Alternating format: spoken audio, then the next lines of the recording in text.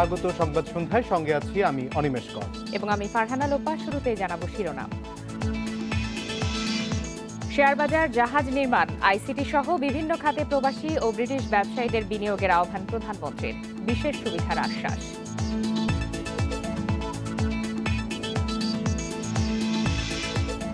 ডিজেলের দাম 24 ঘন্টার মধ্যে না কমালে পণ্য পরিবহন বন্ধের হুঁশিয়ারি, বিভিন্ন জায়গায় বাস বন্ধের ঘোষণা।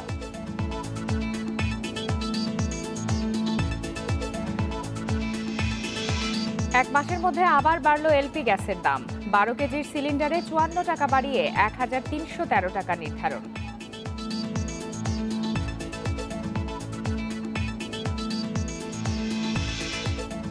চুয়াডাঙ্গায় 2 আসামের মৃত্যুদণ্ড আইনি প্রক্রিয়া মেনেই কার্যকর হয়েছে। এ নিয়ে প্রকাশিত সংবাদ ভুল, দাবি আইনমন্ত্রীর।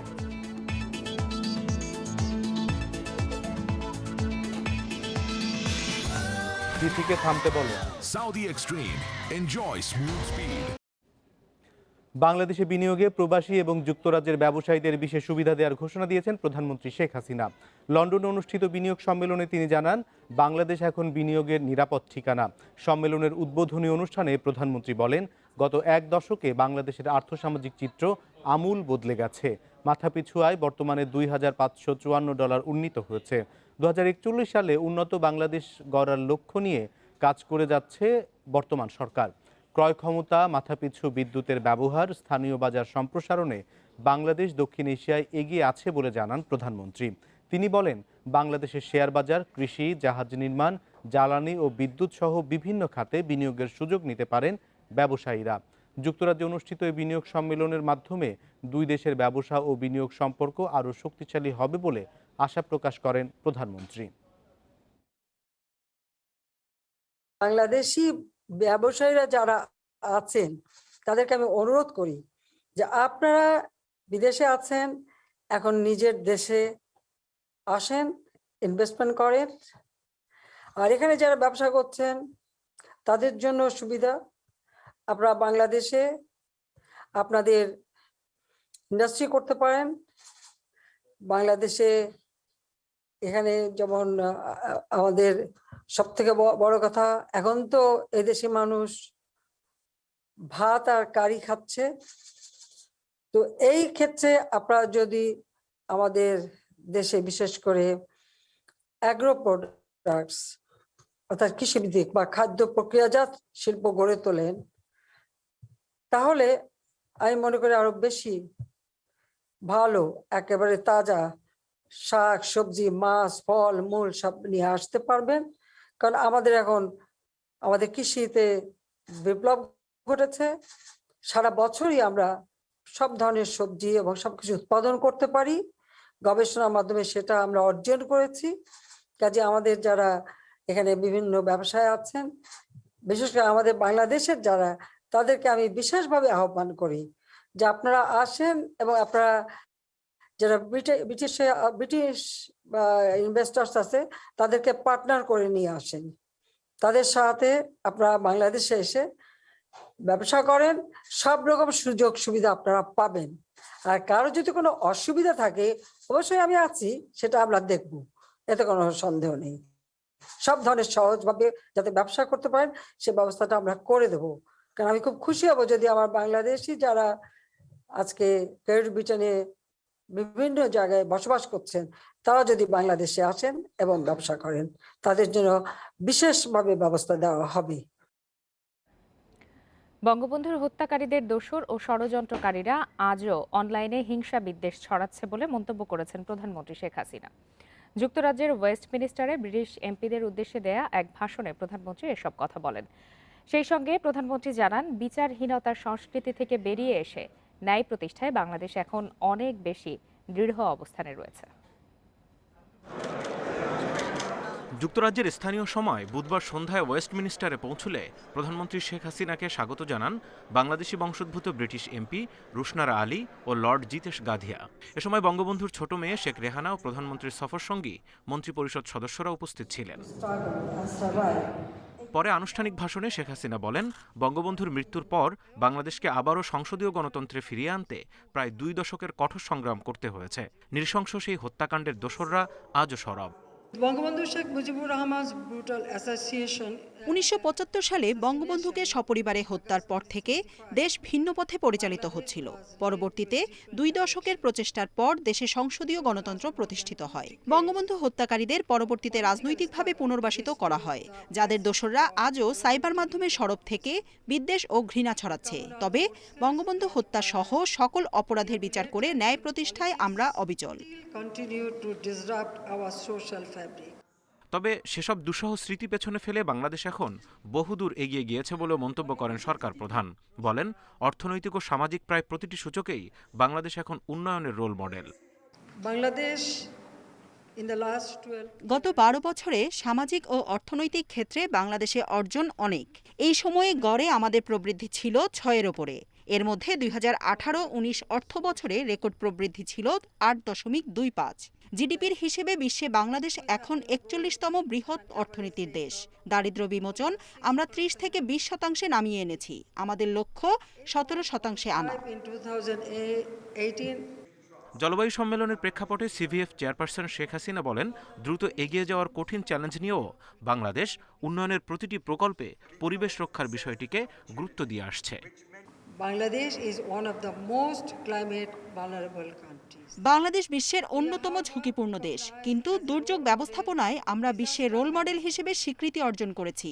দেশের পরিবেশ ও সবুজ প্রকৃতি ঠিক রাখতে এরই মধ্যে আমরা অনেক প্রকল্প বাতিল করেছি, যাতে কোনো রকম দুর্যোগ সৃষ্টিতে তা সহায়ক না হয়। পরিবেশে যাতে কোনো ক্ষতিকর প্রভাব না পড়ে সেই বিষয়টি মাথায় রেখেই প্রতিটি প্রকল্পের পূর্ব পরিকল্পনা করি আমরা। Just to keep our country green. Zahidul Bashar, independent news, Dhaka. হঠাৎ করে আবারও জ্বালানি তেলের দাম বৃদ্ধিতে ক্ষোভ প্রকাশ করেছে সাধারণ মানুষ। নিত্যপণ্যের দাম ঊর্ধ্বমুখীর মধ্যেই জ্বালানি তেলের দাম বাড়ানোকে বাড়তি বোঝা বলে মনে করছেন তারা। বিশেষজ্ঞরা বলছেন, একবারে 15 টাকা দাম না বাড়িয়ে ধাপে ধাপে মূল্য সমন্বয় করা গেলে জনজীবনে প্রভাব কম পড়ত। আন্তর্জাতিক বাজারে জ্বালানি তেলের দাম বৃদ্ধির পর দেশের বাজারেও বৃহস্পতিবার মধ্যরাত থেকে কার্যকর হয়েছে ডিজেল কেরোসিনের বাড়তি দাম। 15 টাকা বাড়িয়ে দুটোই এখন 80 টাকা লিটারে বিক্রি হচ্ছে। সকালে বাড়তি দামে তেল কিনতে গিয়ে ফিলিং স্টেশন কর্মচারীদের সঙ্গে বাগবিতণ্ডায় জড়ান অনেক চালক। আমাদের সাথে আইসা অনেকে হঠাৎ অনেকে খারাপ বিহেভ করতেছে যে ভাই এটাকে মন করার কথা নেই, আপনারা এরকম বাড়াইতেছেন কেন। সবাই মনে করতেছে জাস্ট আমাদের কোম্পানি বাড়াইছে এরকম। অনেকে আবার বলে যে এটা কি আপনাদের কোম্পানিতেই বাড়ছে না সব জায়গাতেই বাড়ছে। তেলের দাম বাড়াইছে আমরা কেউই জানি না, যার কারণে আজকে আমি তেল নিতে আসছি 3,500 টাকা বাড়তি দিয়ে আমার তেল নিতে হচ্ছে। হঠাৎ দাম বৃদ্ধিতে সাধারণ মানুষ, যানবাহনের চালক ও ব্যবসায়ীদের মধ্যে দেখা দিয়েছে দুশ্চিন্তা। বাজারে এর প্রভাব সরাসরি পড়বে বলেও আশঙ্কার কথা জানান তারা। পাশাপাশি নিত্যপণ্যের দাম বৃদ্ধি নিয়েও রয়েছে শঙ্কা। আগোরা, স্বপ্ন, এদের সাথে আমাদের একটা ফিক্সড রেট আছে, এই রেটে তাদের মাল ক্যারিং করতে হয়।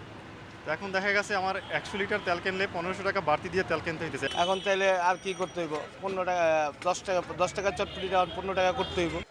অর্থনীতিবিদেরা বলছেন, প্রায় সব ধরনের কর্মকাণ্ডের সঙ্গে জ্বালানি তেলের প্রত্যক্ষ ও পরোক্ষভাবে সম্পর্ক থাকায় এই দর বৃদ্ধি অর্থনীতিতে নেতিবাচক প্রভাব ফেলবে।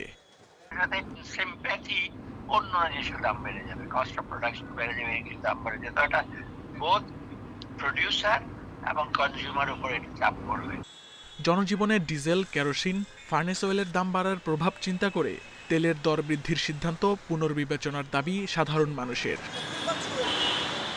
Shamim Ahmed, independent news, Dhaka. ডিজেলের বাড়তি দামের সঙ্গে সমন্বয় করে গণপরিবহনের ভাড়া পুনর্মূল্যায়নের জন্য বিআরটিকে চিঠি দিয়েছে মালিক সমিতি। অন্যদিকে 24 ঘন্টার মধ্যে তেলের বাড়তি দাম প্রত্যাহার না করলে ধর্মঘটের হুঁশিয়ারি দিয়েছে ট্রাক কাভার্ড ভ্যান মালিক শ্রমিক সমিতি।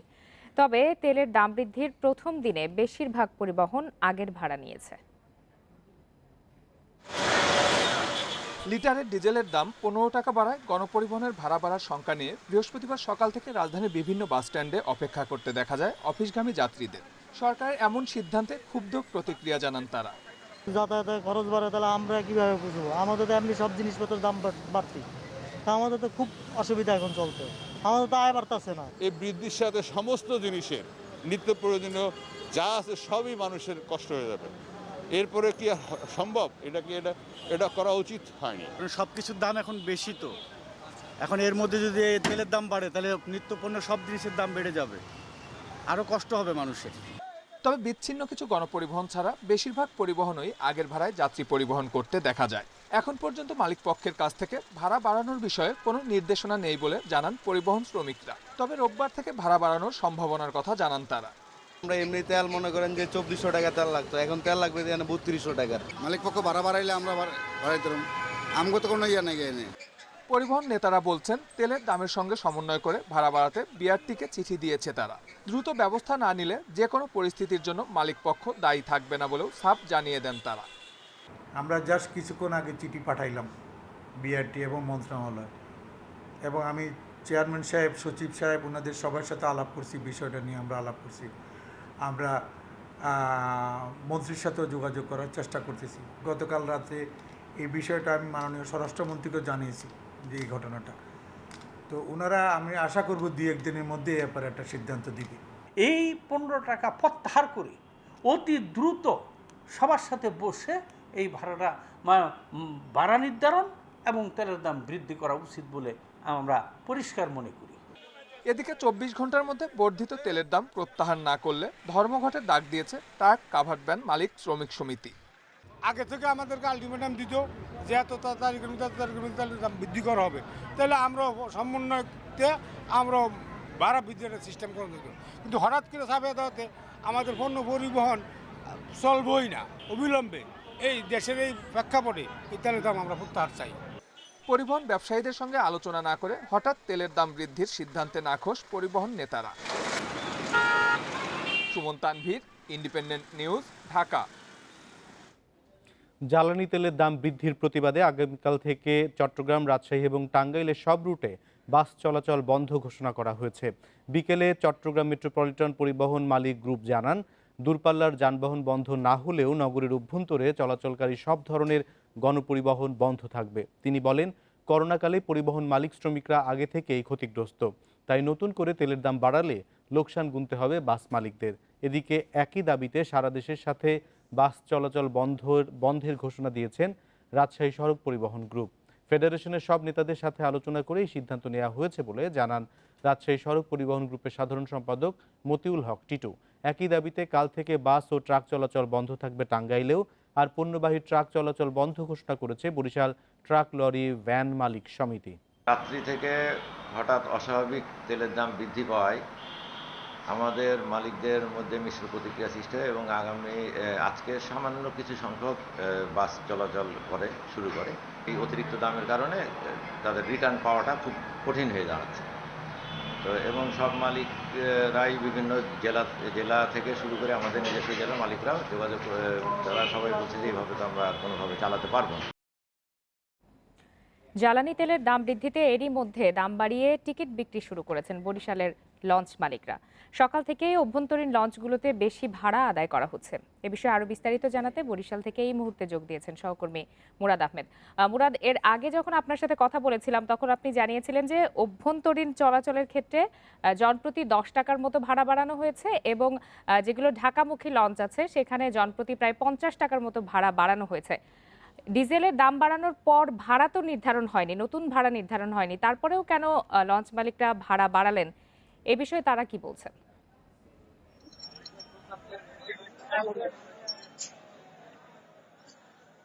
দেখুন, এখানে একদম উত্তর নাই, অর্থাৎ কেউ উত্তর দিতে পারছেন না। ভাড়া 10 টাকা বাড়িয়েছে অভ্যন্তরীণ লঞ্চে যারা আছে তারা যেটুকু হিসেব নিকাশ করতে দেখিয়েছে যে এতে তারা মোটামুটি উতরে যাবে। কথা হচ্ছে যে ভাড়া বাড়ার পরও তো একটা সময় লাগে, তাই না? আজকে যারা লঞ্চ চালাচ্ছে অভ্যন্তরীণ রুটে এক ব্যারেল তেলে প্রায় 3 দিন এদের চলে। তো এই তেল নিশ্চয়ই আজকে কেনা হয়নি, আজকে কেনা হলেও সেই দামে নতুন দামে কেনা হয়নি। তেল কেনা হয়েছে আজকে, একটু ভাড়া তো বাড়িয়ে দিয়েছে। পিআইডব্লিউ যারা রয়েছে তারা বলছেন যে নির্দেশনা পেলে অভ্যন্তরীণ এবং অধিকটাই দেখুন যে ঢাকাগামী লঞ্চ, এখন ঢাকাগামী লঞ্চের ব্যাপারে যেটা বলা হচ্ছে, ঢাকাগামী লঞ্চ ওদের সরকারি ভাড়া হচ্ছে 285 টাকা, কিন্তু প্যাসেঞ্জার বেশি টানার জন্য লঞ্চে লঞ্চে প্রতিযোগিতা করে এরা 150 থেকে 200 টাকার মধ্যে প্যাসেঞ্জার টানতো। আজ থেকে এরা 250 টাকা করেছে। এখন এদেরকে বলা যাচ্ছে না যে আপনারা ভাড়া বাড়ালেন কেন, এটি এদেরকে বলা যাচ্ছে না। এরা বলেছে যে সরকার নির্ধারিত ভাড়ায় চেয়ে এখনো তারা 35 টাকা কমে ভাড়া নিচ্ছে। এই উনাদের যে ক্যাবিনগুলো রয়েছে সেই ক্যাবিনগুলো আলটিমেটলি রিচম্যানদের, সেখানে কোনো ভাড়া টাড়া বাড়েনি। তো যা ধকল যাচ্ছে, সাধারণ মানুষ যারা 150 থেকে 200 টাকার মধ্যে গিয়েছিল তারা এখন 50 থেকে 100 টাকা বেশি কিনবে আজ থেকে, এবং এক্ষেত্রে তাদেরকে কিচ্ছু বলা যাবে না। না বলা যাওয়ার ওই যে যুক্তি একটাই আছে যে সরকার তাদেরকে যে নির্ধারণ করে দিয়েছে তারা এখনো 35 টাকা কমাচ্ছে।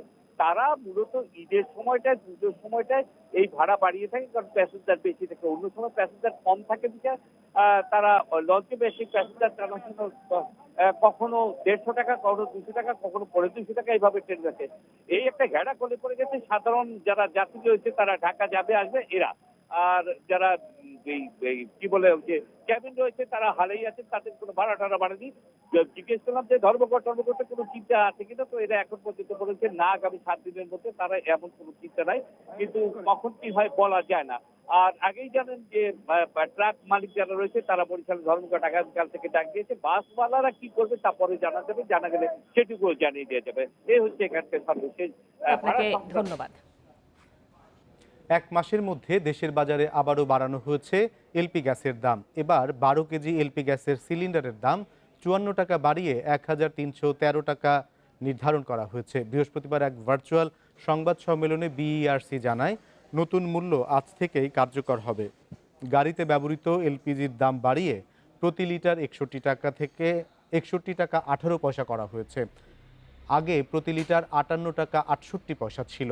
এদিকে রাষ্ট্রায়ত্ত প্রতিষ্ঠানগুলোর 12.5 কেজি এলপিজির দাম 591 টাকায় থাকছে, কারণ উৎপাদন পর্যায়ে এর খরচ পরিবর্তন হয়নি বলে জানিয়েছে বিইআরসি।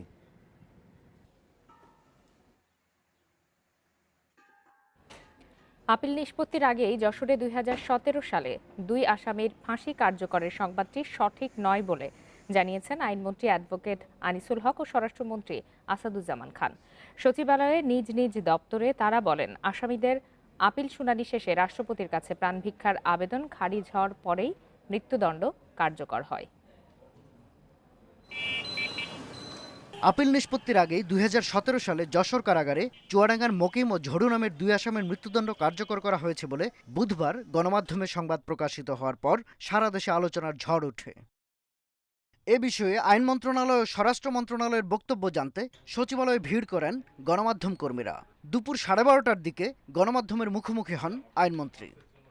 আমার কাছে যে তথ্যাদি আছে সেটার সাথে যেই খবর প্রকাশ হয়েছে তার কিন্তু মিল নাই। তারা জেল অ্যাপিল করেছিল।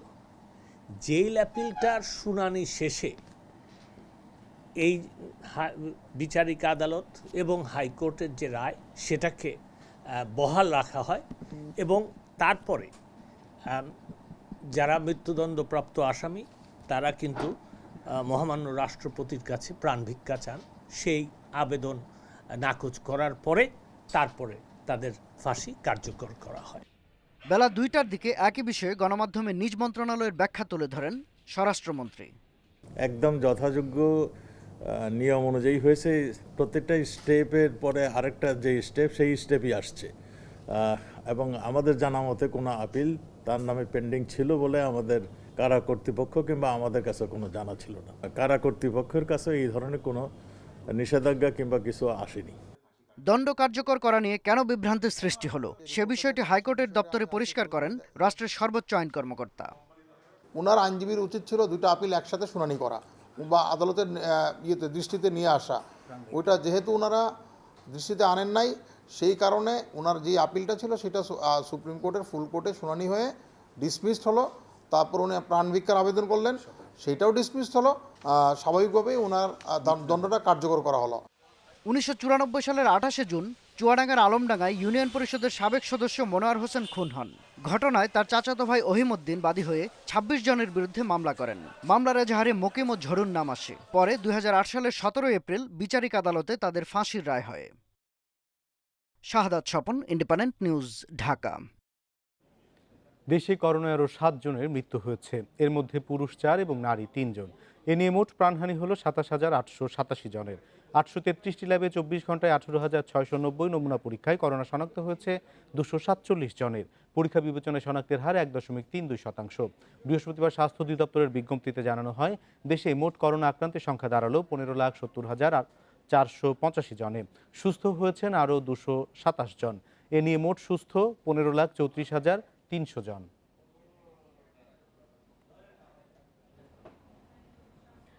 নরসিংদীতে আধিপত্য বিস্তার এবং ইউপি নির্বাচনকে কেন্দ্র করে দুই পক্ষের সংঘর্ষে গুলিবিদ্ধ হয়ে এক নারীসহ 3 জন নিহত হয়েছেন।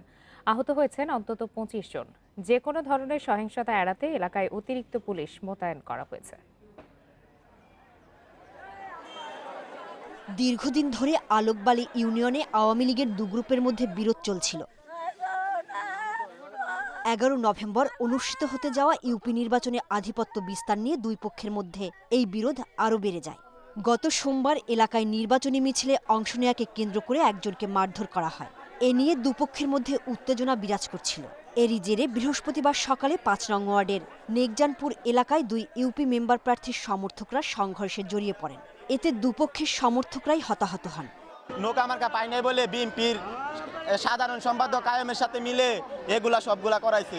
এই আমাদের সবগুলা লোকেরে তারপরে একটা করে বন্দি করিয়া সবগুলারে গুলি করছে। তারা সকালে মুক্তিতে অতর্কিত হামলা চালাইছে, অস্ত্র নিয়ে, কোনো টেটা নাই, কোনো না, শুধু গুলি আর গুলি। আমাদের লোক যায় ঘরের ভিতরে পলাইছে, সবাইকে ঘরের ভিতরে ঘরে আগুন জ্বালাইছে। আহতদের নরসিংদী সদর হাসপাতাল এবং ঢাকা মেডিকেলে ভর্তি করা হয়েছে। তাদের কয়েকজনের অবস্থা আশঙ্কাজনক জানিয়েছেন চিকিৎসকরা। অনেক ইনজুরি বেশি ছিল, তারা আমরা প্রাইমারি ট্রিটমেন্ট দিয়েছি।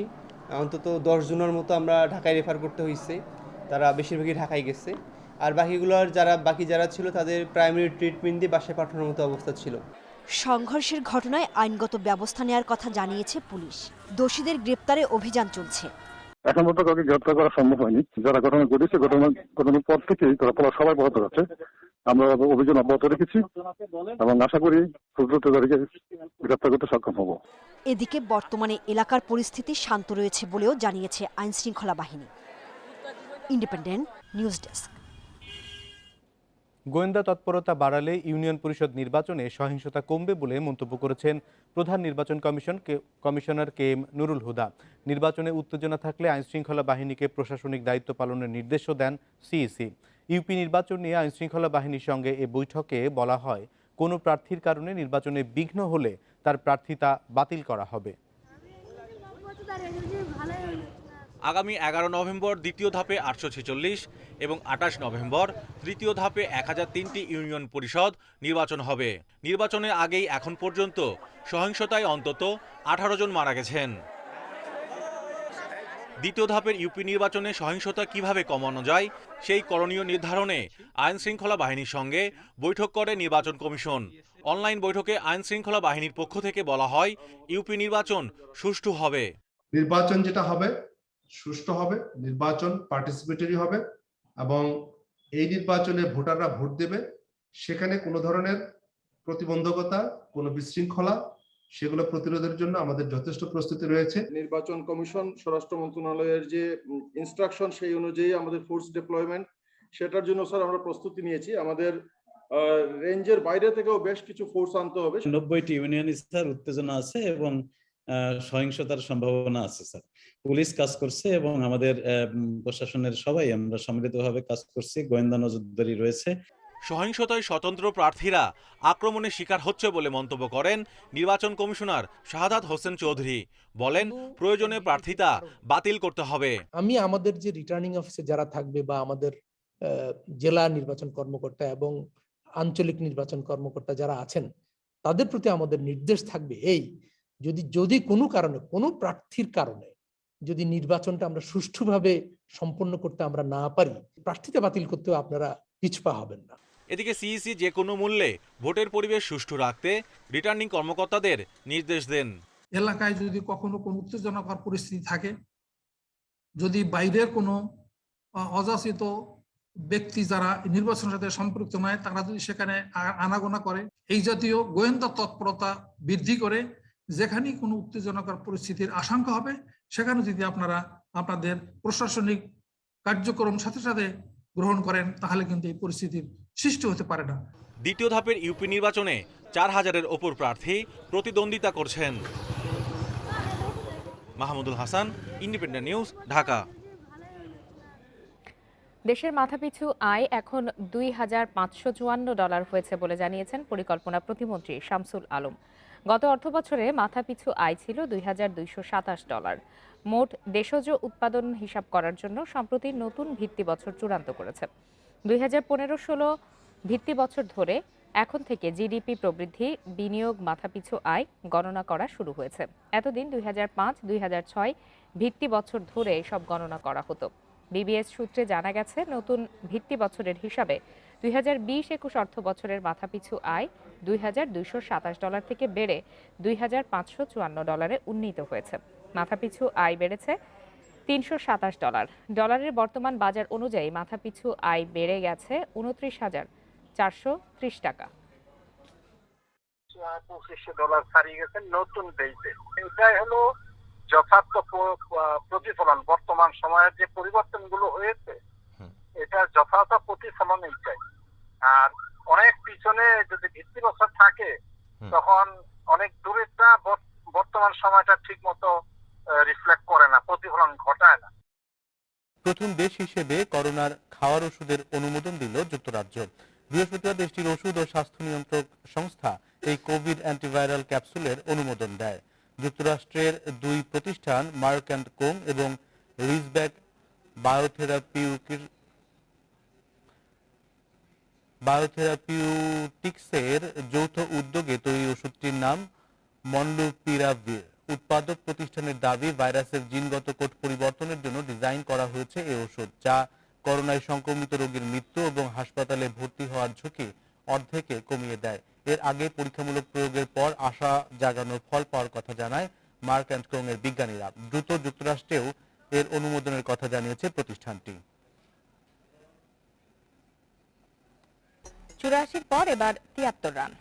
লজ্জার পর বড় লজ্জা। তাতে অস্ট্রেলিয়ার কাছে বড় ব্যবধানে হেরে শূন্য হাতে বিশ্বকাপ থেকে বিদায় নিল বাংলাদেশ।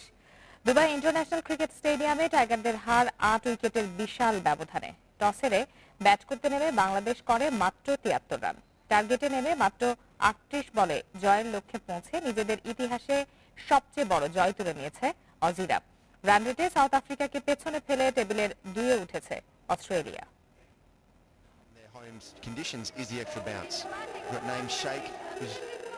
শেষ ম্যাচটা মাহমুদুল্লাহ খেলতে চেয়েছেন সম্মান আর নিজেদের প্রমাণের জন্য। মাঠের লড়াইয়ে যার ছিটে ফোটা নেই। ব্যর্থতার কাতারে সেই লিটন সবার আগে গোল্ডেন ডাকে ফিরলেন। বিপদ বাড়ালেন সৌম্য, নির্বিষ একটা বলে উইকেট বিলিয়ে আসলে। দুবাই ইন্টারন্যাশনাল স্টেডিয়াম হঠাৎ যেন রূপ নিল মিরপুরে। ম্যাক্সওয়েল এসেই ফেরালেন মুশফিককে, যেখানে দায়টা বেশি মুশিরি। জোড়া চারে আশাবাদী করা নাইমও হতাশ করেছেন 17 করে আউট হয়ে। আর আফিফ তো দিনকে দিন ব্যর্থতার প্রতিশব্দ হয়ে উঠছেন। টানা শূন্য, চূড়ান্ত পর্বের 5 ম্যাচে সর্বোচ্চ ইনিংস 7। শামীমকে নিয়ে 29 রানে জুটি গড়েন মাহমুদুল্লাহ, সেটাই ইনিংসের বড় প্রাপ্তি। সর্বোচ্চ 19 রান করে শামীম ফেরার পর জাম্পা ঘূর্ণিতে বালির বাঁধের মতো ধসে পড়েছে প্রতিরোধ। মাহিদি, মাহমুদুল্লাহ, মুস্তাফিজেরা দ্রুত ফেরায় 5 ওভার বাকি থাকতেই অল আউট বাংলাদেশ। স্কোরবোর্ডে মাত্র 73। বিশ্বকাপে যা টাইগারদের দ্বিতীয় সর্বনিম্ন। প্রথমবার টানা 2 ম্যাচে 100 নিচে আউটের লজ্জায় পড়তে হয়েছে।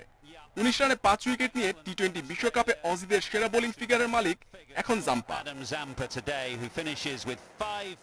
রান রেটে সাউথ আফ্রিকাকে পেছনে ফেলতে 8 ওভারে জিততে হতো অস্ট্রেলিয়াকে। সমীকরণ মাথায় রেখে ব্যাট করেছেন 2 ওপেনার, তাসকিন অথবা মুস্তাফিজ। কাউকে সমীহ করেনি ফিঞ্চ ওয়ার্নার। মিরপুরে সিরিজ হারের প্রতিশোধের নেশা যেন ছিল তাদের ব্যাটে। 2 ওপেনারকে তাসকিন ও শরীফুল ফেরালেও অস্ট্রেলিয়ার সবচেয়ে বড় জয় বাধা হতে পারেনি। 82 বল হাতে রেখে এমন জয় আর আগে পায়নি তারা। Mohammad Nazim, independent news. শেষ ম্যাচে জয়ের আশা দেখিয়ে বিব্রতকর অবস্থা। সাউথ আফ্রিকার সাথে 84 রানে অল আউটের পর অস্ট্রেলিয়ার বিপক্ষে 73-এ শেষ বাংলাদেশ। এদিনও শূন্যতে আটকেছেন 4 ব্যাটার। বিশ্বকাপে ব্যাটিং ব্যর্থতায় ধারাবাহিক ছিল টাইগাররা। অজিদের সাথে পরিণতি সবচেয়ে হতাশার। পেস সুইংয়ে হাসপাস ছোটে, প্লেড অনে বোল্ড হয়ে লিটন সৌম্যরা পরিষ্কার করেন কোথায় তাদের অবস্থান। শর্ট বলের জবাব কি করে দিতে হয় তা শিখতে কত সময় লাগে। লেগ স্পিনে তালগোল পাকিয়ে উইকেট দিয়ে আসা তো পুরনো অভ্যাস, তাই অ্যাডাম জাম্পাও বাংলাদেশকে পেয়ে রেকর্ড করতে পারে। কন্ডিশন সহজ কঠিন যাই হোক, শর্ট সিলেকশনে লাল সবুজের কোনো হিসেব নেই, যার সুবিধা প্রতিপক্ষ নিয়ে যাচ্ছে প্রতিনিয়ত। এ যেন ফিরে আসার তারা। অজিদের সাথে 8 ব্যাটার কাটা পড়েছে 1 অঙ্কে, 4 জন আবার শূন্যতে নেই। এই বিশ্বকাপে শূন্যের সংখ্যা খুঁজলে লজ্জাতেই পড়তে হয়। 8 ম্যাচে 13টা শূন্য, গোল্ডেন ডাক 8টা। আফিফ মাহেদী দুজনেই 2 বার শূন্যের দেখা পেয়েছে। লিটনকে নিয়ে অতি সমালোচনায় আফিফ সৌম্যরা আড়ালে পড়েছেন, অথচ ওদের ব্যর্থতা দলকে ডুবিয়েছে। 8 ম্যাচে আফিফের 54 রান, গড় 8-এরও নিচে। সৌম্য 4 ম্যাচে 7-এর কাছে গড়ে করেছেন মাত্র 27। মিডল অর্ডারের স্তম্ভ মুশফিক তো আয়নাতত্ত্ব দিয়ে নিজেই চেহারা দেখতে ভুলেছেন। শ্রীলঙ্কার সাথে এক 50 বাদে 7 ম্যাচে 13-র নিচে গড়ে মুশির 87 রান, ভরাডুবির অন্যতম কারণ। পাওয়ার প্লে নিয়ে প্রতি ম্যাচেই ভুগেছে বাংলাদেশ, তার প্রভাবে বিপদেও পড়েছে। একই পরিণতি অস্ট্রেলিয়ার সাথেও। এদিন 90 বল টিকেছে ইনিংস, তার 55টাই ডট। এসব পরিসংখ্যানই হতশ্রী ব্যাটিংয়ের প্রমাণ। Ferdous Islam, independent news.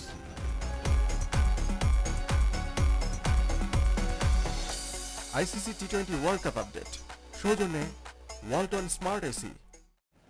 এই ছিল সংবাদ সন্ধ্যার আজকের আয়োজন। ইন্ডিপেন্ডেন্ট টেলিভিশনের সব খবরের আরো বিস্তারিত জানতে চোখ রাখুন ফেসবুক, ইউটিউব বা টুইটারে। এতক্ষণ সাথে থাকার জন্য সবাইকে ধন্যবাদ।